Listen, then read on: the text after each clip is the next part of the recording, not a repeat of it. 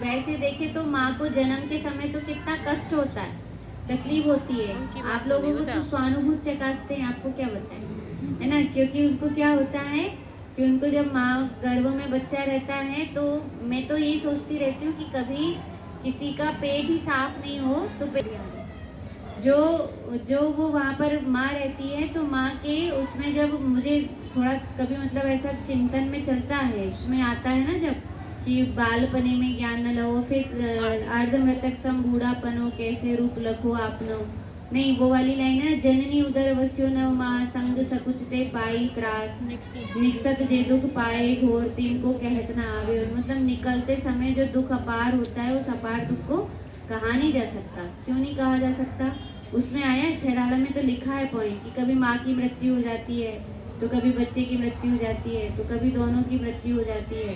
मतलब उस समय जो माँ का हाल रहता है वो कैसा रहता है कि वो कैसा रहता होगा, क्योंकि पेट जरा सा भारीपन लगता है, जैसे भोजन ही थोड़ा ज़्यादा कर लो या कभी ज़्यादा हो जाए तो पेट में क्या लगता है, भारीपन लगता है। और फिर पूरे 9 महीने तक, और छोटा मोटा नहीं, कितने भारी बच्चे को रखना, मतलब एक सही तौर पे देखे तो कितने 6 पौंड के, 6 किलो के, 5 किलो के, 4 किलो के बच्चे, 3 किलो के बच्चे, और इतने बड़े बच्चों को कैसे तो आप लोग रख लेते हो, कैसे तो उनका जन्म हो जाता है। तो ये तो क्या है कि वास्तव में देखे तो ये एक और फिर जैसे ही आता है तो सहन नहीं होता है, तो उल्टी हो रही, खा भी नहीं पा रहे, ना सो पा रहे, ना खा पा रहे, ना वो कर पा रहे।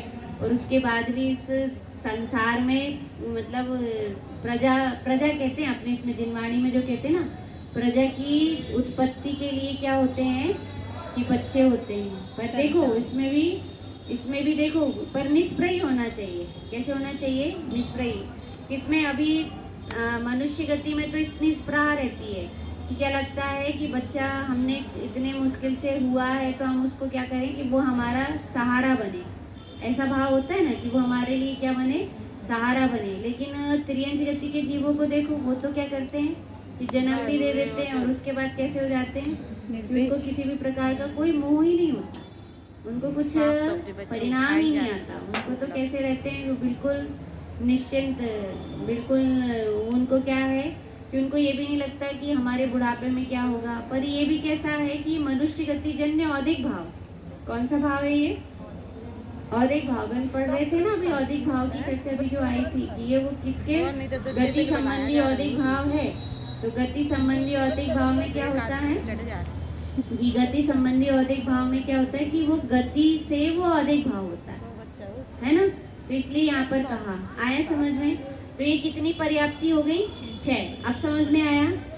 पहले भी समझे थे, आप समझ में आया कि नहीं आया कि पहले तो क्या होता है थोड़ा सा, फिर क्या होता है खलरस भाग मिलते हैं, फिर बनते हैं, फिर इंद्रियां मिलती हैं, फिर स्वाच्छोज्भास बनता है, और स्वाच्छोज्भास बनने के बाद फिर क्या बनता है कि भाषा के लिए तैयार होते हैं। भाषा के बाद फिर क्या होता है, मन की पूर्णता होती है। ये पूर्णता की अपेक्षा, किसकी अपेक्षा?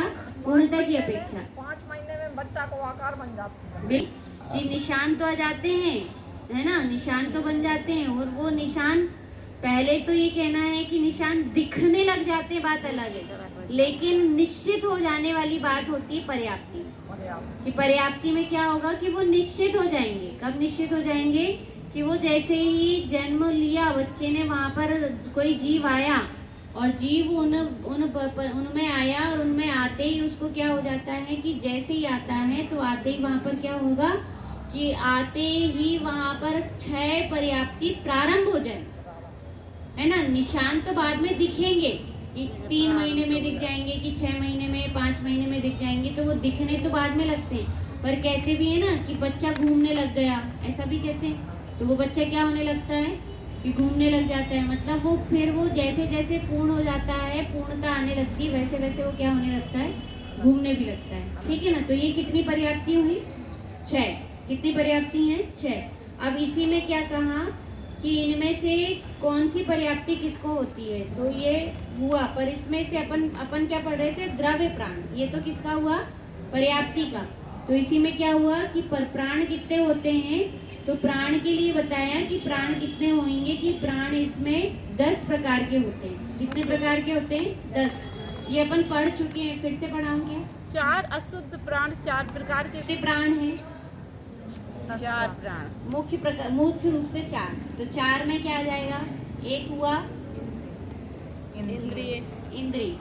बल। अब इंद्रिय कितनी होती हैं? 5। तो ये कितने हो गए?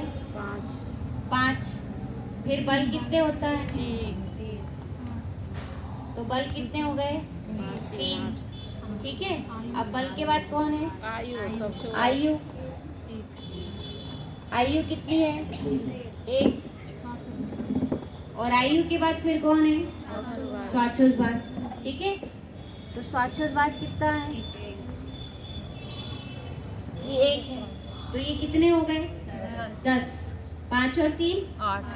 8 और 2 10। वो तो समझ में आ गई कि 4 प्राण के भेद के पीछे कभी कभी वो घुमा के क्वेश्चन आंसर। अभी अब देखिए इसमें क्या कहा?